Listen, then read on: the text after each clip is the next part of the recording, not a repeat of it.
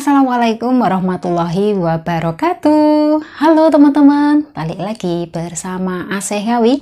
Nah, sekian lama saya sudah nggak bikin video ya teman-teman, dan akhirnya alhamdulillah masih diberi kesempatan untuk berjumpa lagi dengan teman-teman semuanya. Nah, di sini ada yang DM saya teman-teman. Ini tanya ya sama saya seperti ini.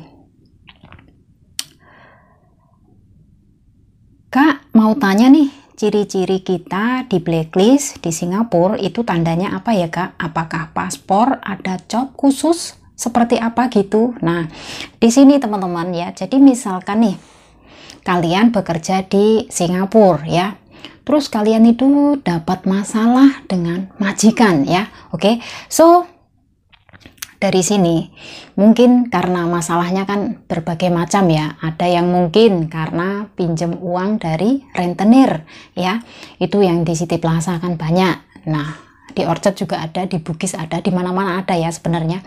Terus mungkin ada juga masalah langsung dengan sang majikan. Nah, ini ceritanya cocok banget dengan teman kerja saya dulu yang ada di satu blok dengan saya, dan ceritanya seperti ini.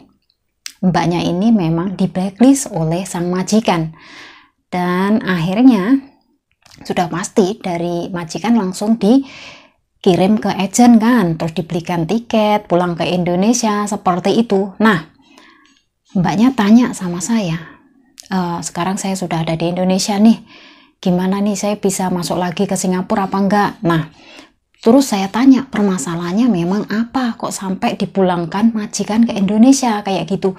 Ya sebenarnya sih masalahnya bukan masalah yang sampai mencuri atau masalah bertengkar dengan majikan, itu enggak teman-teman. Cuman masalahnya di sini tuh karena si mbaknya ini mengikuti apa kata dari si ama ya.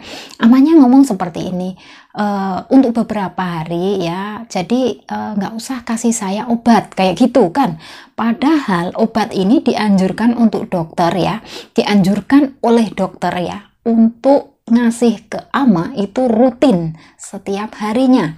Nah, setelah nggak dikasih beberapa hari ya teman-teman, akhirnya otomatis si amanya ini kan jeglek, otomatis kambuhan ya, kambuh kayak gitu. Akhirnya dibawalah ke rumah sakit. Nah, setelah sampai di rumah sakit, akhirnya kan dicek ya, tahu dokter itu tahu teman-teman ya, di Singapura tuh memang best banget ya. Itu kan dicek, katanya oh ini beberapa hari nggak dikasih obat. Terus ditanya sama mbaknya, apa benar kamu beberapa hari nggak ngasih obat sama si ibu saya kayak gitu. Ini mbaknya jujur, memang iya itu memang keinginan dari ama sendiri kayak gitu. Nah, akhirnya dari situ sang majikan bilang seperti ini, oh jadi kamu mau membunuh ibu saya kayak gitu, bukan bermaksud seperti itu kayak gitu. Teman saya mencoba untuk membela diri, tapi dari sini kan majikan sudah pasti naik darah ya, ego, mulai egois kayak gitu. Terus akhirnya nggak pakai pikir lama, majikan pun langsung mengembalikan ke agent, dan dari agent ini sudah nggak bisa, sudah dicentang merah sama majikan, yang artinya pokoknya ini sudah dimatikan ya, yang namanya permit, paspor langsung bisa dikatakan di blacklist lah ya, seperti itu, langsung dipulangkan ke Indonesia. Terus akhirnya mbaknya di Indonesia dalam waktu 4 bulan kan ngontek saya lagi, gimana nih bisa masuk nggak ke Singapura, masalahku seperti ini kayak gitu. Cobalah nanti saya tanyakan ke agent kayak ini. Saya kan mencoba bertanya, bukan satu agent ya, di Singapura ini banyak agent. Saya bertanya apakah kalau misalkan nih teman saya punya masalah seperti ini, apakah agensi ini bisa membantu kayak gitu. Terus akhirnya biodata dari mbaknya ini kan diminta sama agent ini, terus akhirnya diproses kayak gitu, akhirnya diproses, akhirnya bisa masuk lagi Singapura. Nah, dari sini misalkan kalian itu ya, yang mungkin dulu ada masalah dengan majikan, entah itu masalah apa saja, karena kayak yang namanya di blacklist itu kan berbagai macam masalah kan. Nah, dari situ kalian itu bisa lah ya, yang namanya saling sharing kayak gitu. Mungkin masalah kalian kalau nggak terlalu berat, kalian masih bisa kok ya dibantu ataupun ditolong oleh agen Singapura untuk bekerja lagi di Singapura. Tapi yang penting kalian masalahnya nggak terlalu berat lah ya. Kalau misalkan nih yang gampang-gampang nih cuman gaduh atau bertengkar dengan majikan ya.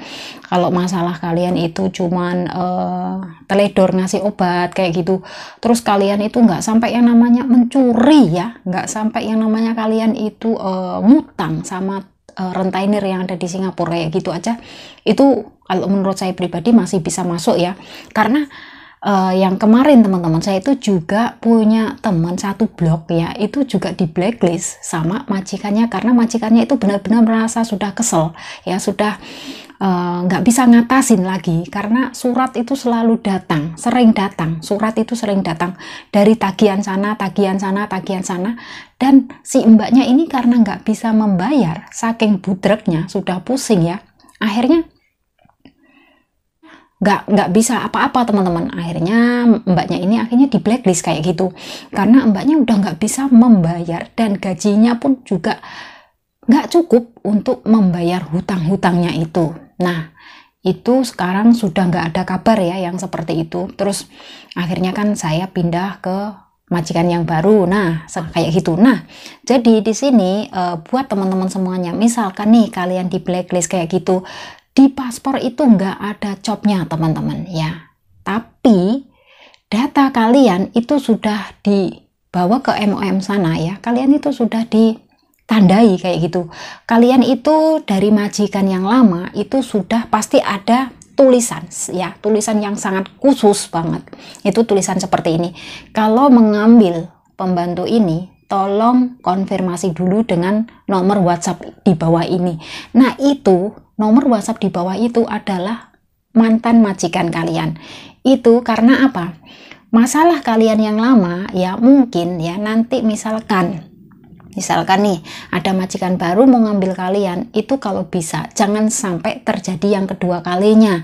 Kan kalau dipikir-pikir ya teman-teman, sesama majikan kan ya mikirnya sama kayak kita misalnya nih sesama orang Indonesia, kita di perantauan ngadu nasib ya, misalkan teman ada yang kekurangan makanan, kita sudah pasti akan mengulurkan tangan lah ya, seperti itu. Sama halnya seperti sang majikan, kalau misalkan majikan ini sudah pernah ngambil pembantu ini dan punya masalah seperti ini, terus akhirnya pembantu ini kok bisa lagi masuk ke Singapura ya dengan bekerja sama dengan majikan yang baru, sudah pasti majikan yang lama kan sudah pasti akan ngasih tulisan di bawah situ ya, kalau mengambil pembantu ini tolong konfirmasi dulu dengan nomor WhatsApp di bawah ini kayak gitu. Tapi ya yang namanya kita ya berdoa aja lah teman-teman, ya namanya nasib itu bisa berubah ya.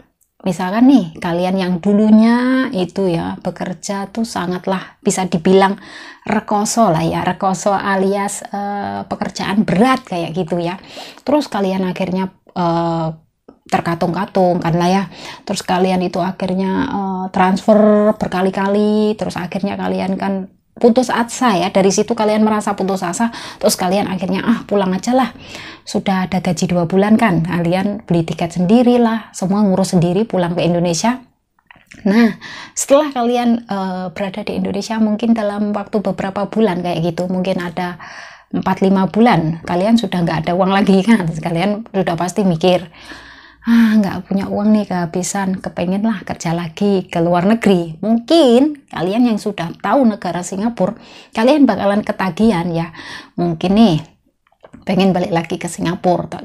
Tapi ada juga orang yang berpikir kepengenlah mencari gaji yang lebih besar. Akan tetapi kalian harus tahu ya teman-teman, bahwasanya untuk negara Hong Kong dan Taiwan itu ada musim dinginnya. Jadi misalkan nih buat teman-teman semuanya yang sangat-sangat peka dengan musim dinginnya, sebaiknya kalian bekerja saja di Singapura. Karena saya sendiri ini adalah juga seorang mantan TKW Taiwan ya. Saya di sana pas 1 tahun ya, terus akhirnya saya memutuskan untuk pulang ke Indonesia. Pas Lebaran saya pulang, di Indonesia 3 bulan, saya masuk lagi ke Singapura sampai saat ini, karena ya itu tadi nggak cocok dengan cuaca, juga nggak cocok dengan pekerjaan yang terus menerus ya. Kalau bagi saya waktu itu mah Saya mikirnya memang seperti ini aja, mungkin di sana itu bukanlah rezeki saya ya, belum rezeki saya. Meskipun di sana gaji besar, selisihnya hanya 1 juta dengan Singapura ya waktu itu.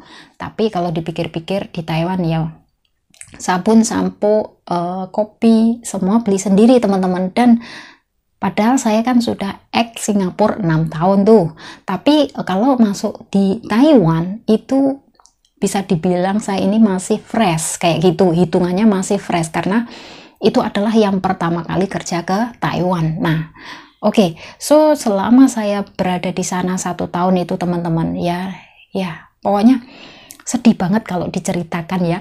Namanya aja ngecas HP itu teman-teman, ngecas HP itu katanya ya 1 minggu 1 kali, ama bilangnya seperti itu. Kalau makanan, soal makanan mah memang kenyang banget ya, apa yang majikan makan saya juga dikasih kayak gitu. Tapi yang pelit itu soal ngecas HP ya kayak gitu. Terus tidurnya juga kurang. Di Taiwan tuh bener-bener yang namanya tidurnya kurang. Karena apa? Orang waktu itu ya, saya kan menjaga lansia. Jadi orang yang saya jaga itu di waktu musim dingin itu nggak mau yang namanya dipakein pampers, itu nggak mau. Terus dia itu maunya mandinya itu benar-benar sudah larut malam ya, di atas jam 10, kadang setengah 11, kadang jam 11 baru mandi. Setelah itu masih terapi harus pakai mesin pijit kayak gitu.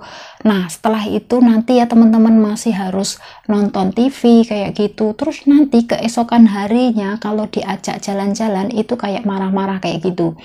Ya kita mah juga sadar ya, yang namanya orang sakit tuh pasti bawaannya suka marah-marah kayak gitu. Nah dari situ teman-teman, akhirnya kan saya ngomong sama agent, saya minta pulang aja lah daripada saya setiap hari pusing kayak gitu. Jujur ya teman-teman, kalau saya tuh kurang tidur, saya tuh pusing banget kayak gitu. Terus akhirnya pulang ke Indonesia, terus akhirnya di Indonesia 3 bulan. Nah setelah itu masuk lagi ke Singapura sampai saat ini. Nah jadi di sini buat kalian semuanya, misalkan nih kalian yang belum ada pengalaman kerja apapun ya, belum pernah keluar negeri nih maksud saya ya. Jadi kalian untuk yang pertama kali, kalian itu saya sarankan untuk kerja ke Singapura dulu teman-teman ya. Di sini di Singapura kalian bisa cari pengalaman-pengalaman dulu ya, seperti misalkan nih cara kerja di Singapura, ataupun ya kalian memulai dari negara Singapura dulu ya. Misalkan kalian di Singapura sudah mungkin sudah tahu, ataupun kalian sudah 2 atau 4 tahun kayak gitu, dan kalian mungkin sudah bosen di Singapura ya. Tapi kalau saya sendiri nggak ada rasa bosennya, justru saya di sini tuh teman-teman, jujur ya, sebenarnya saya tuh berat untuk meninggalkan negara Singapura ini. Tapi saya berpikir lagi bahwasanya keluarga saya ada di Indonesia, saya setiap tahun hidupnya di Singapura seperti ini. Saya di Singapura ini sudah 14 tahun teman-teman, lama banget. Setiap tahun, setiap hari raya, setiap di bulan suci Ramadan kayak gitu kan teman-teman, saya itu selalu berada di Singapura ya. Kalau diceritakan benar-benar nyesek, sedih banget ya. Tapi mau gimana lagi, mungkin ya buat teman-teman semuanya yang mau mengawali atau kalian kepengen kerja ke Singapura untuk yang pertama kalinya, mungkin kalian akan merasa berat banget untuk meninggalkan keluarga ya, berat untuk meninggalkan anak ya. Sudah pasti anak, kita pastinya mikirnya ke anak. Kalau suami mah nggak usah dipikirin ya, seperti itu. Mikirnya ke anak, ya Allah, berat banget kayak gitu. Tapi ingat ya teman-teman, kalau kalian benar-benar nggak ada tekad yang bulat, kalian benar-benar nggak niat 100%, saya jamin kehidupan pasti juga akan sama seperti itu, nggak bakalan berubah ya. Kita yang namanya diam, duduk, itu nggak ada yang namanya uang datang sendiri, makanan datang sendiri, nggak ada. Kalau kita mau makan, kita mau punya uang ya kita harus bekerja. Nggak ada yang namanya semua itu ibaratkan kayak magic ya, kayak sulapan, itu nggak ada ya. Kita kalau ingin misalkan nih kepengen makan bakso, kita kan harus punya uang. Kalau kita nggak punya uang, gimana bisa mendapatkan bakso? Nggak bisa kan? Ya seperti itu teman-teman. Jadi di sini buat teman semuanya ya, misalkan nih yang kepingin kerja ke Singapura untuk yang pertama kalinya ya, kalian benar-benar saya di sini untuk menyarankan ya, saya sarankan kalian minta izin, minta restu ya dari mungkin yang sudah berkeluarga, dari suami ya, terus juga dari orang tua tuh penting banget ya, karena yang namanya kalian misalkan kerja ke luar negeri tanpa ada restu ataupun ridho dari keluarga kalian, itu ada yang ganjel kayak gitu teman-teman. Yakin 100% itu pasti ada yang ganjel, dan kalian gak bakalan yang namanya tenang nantinya, seperti itu. Karena kita kalau sudah sampai di Singapura teman-teman, sudah sampai di luar negeri, semuanya itu bakalan kita kerjakan sendiri. Kita di sini hidupnya berjauhan dari siapapun. Di sini kita hanya punya teman kayak gitu, dan teman itu pun ya kadang juga ada yang bisa ngertiin kita, kadang ada juga yang cuma teman aja kayak gitu ya. Di sini memang kita banyak saudara kayak gitu, tapi kan juga nggak semuanya sama. Ada yang bisa ngertiin kita, ada yang juga mungkin ya seperti itu teman-teman ya. Jadi nggak bisa kita itu mengandalkan teman kayak gitu. Hanya saja kita di sini teman-teman, mungkin yang boleh sholat kayak gitu ya, itu benar-benar suatu anugerah. Karena di sini buat teman-teman semuanya yang mungkin majikannya Chinese atau majikannya India ya seperti itu, mungkin kalian ya ada nih yang dilarang untuk menjalankan sholat kayak gitu ya.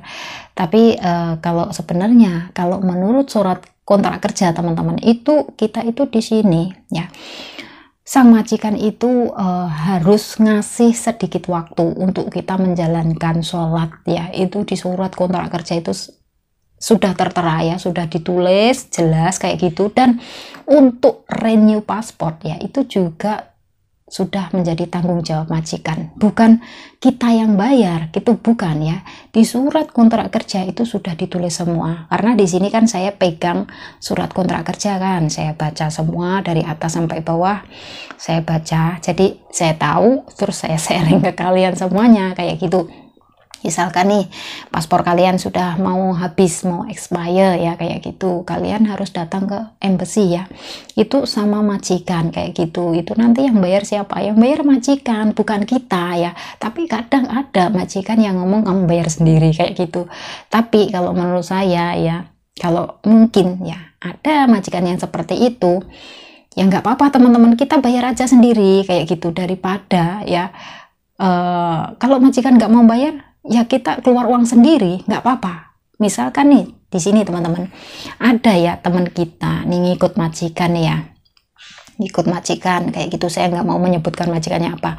Itu ada loh ya, sayur beli sendiri, beras beli sendiri ya, kalau mau makan ayam itu beli sendiri, itu ada kayak gitu tuh banyak teman-teman. Jadi kalian jangan kaget ya, di sini kita yang namanya bekerja, kita kan ada gaji ya, kita jangan eman ya, jangan kita itu pelit pada diri kita sendiri.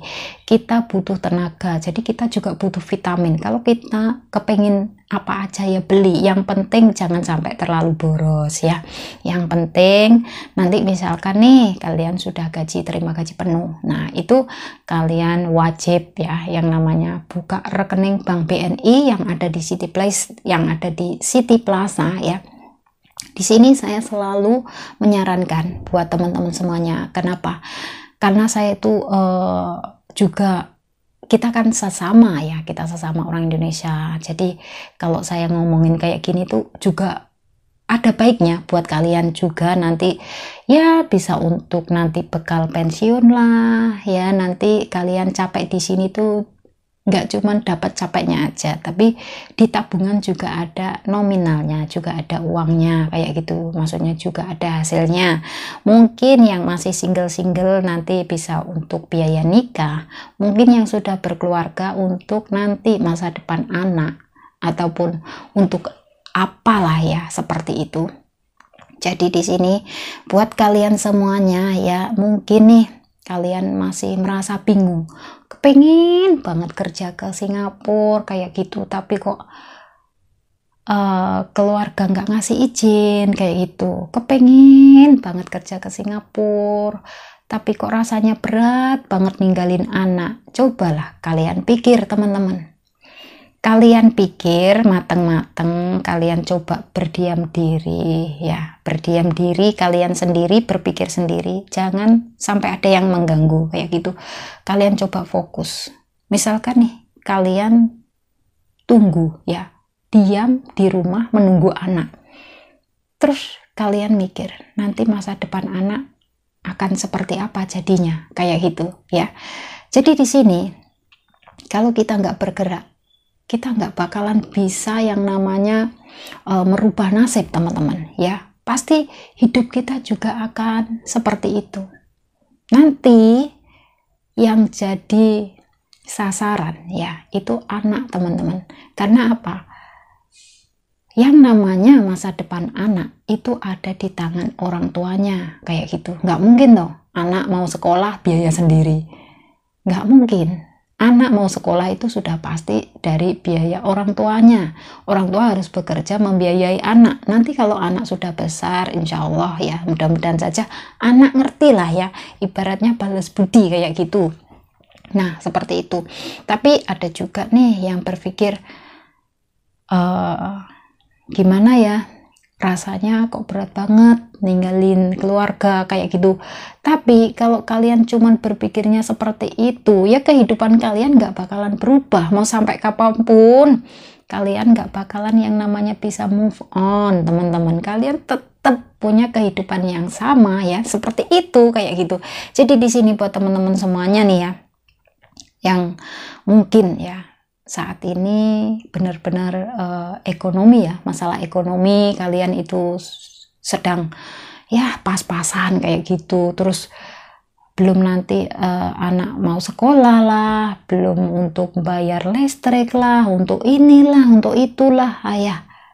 Jadi kan banyak sekali kebutuhannya.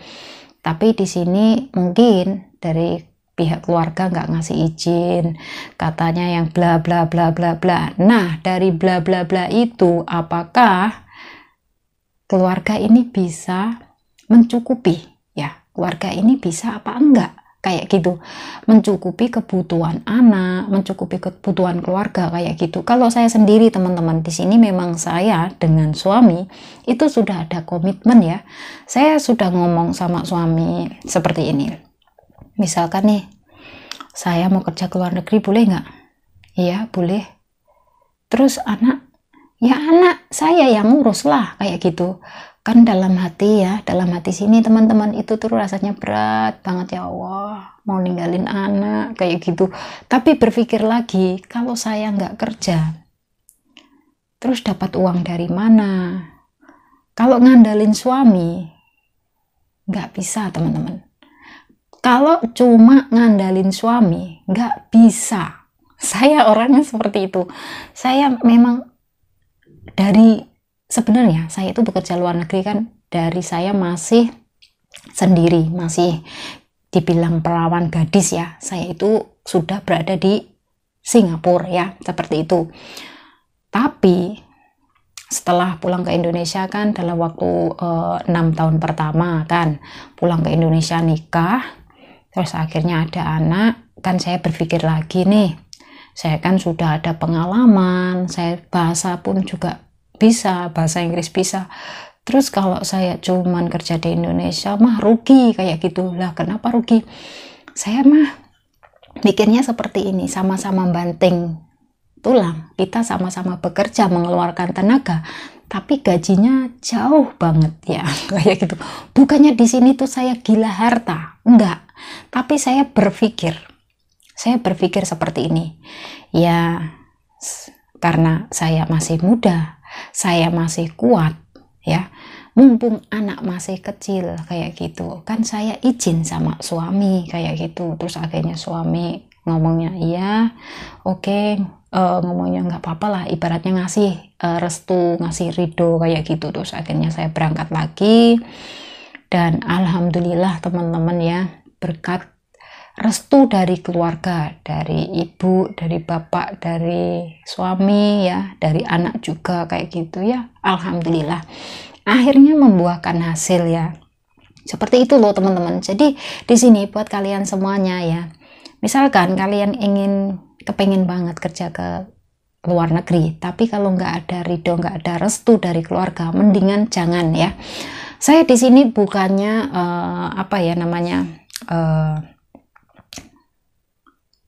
membatalkan niat kalian kepengen kerja ke luar negeri, enggak, tapi memang yang namanya ridho ataupun restu dari keluarga itu jauh lebih penting teman-teman ya, karena nanti setelah kalian berada di luar negeri, misalkan kalian nggak dapat restu dari pihak keluarga ataupun suami atau siapapun ya, itu justru akan nanti selalu ada aja timbul masalah dengan keluarga majikan atau bahkan dengan majikan sendiri ya, seperti itu. Oke, so jadi di sini ceritanya ya, saya itu ngomong sampai kemana-mana ya.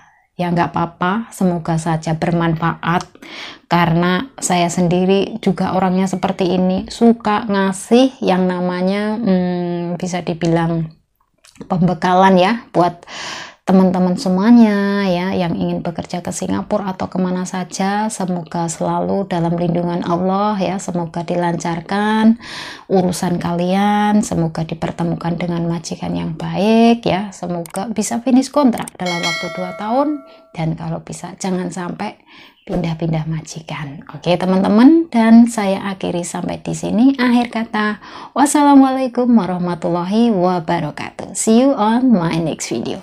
Dah.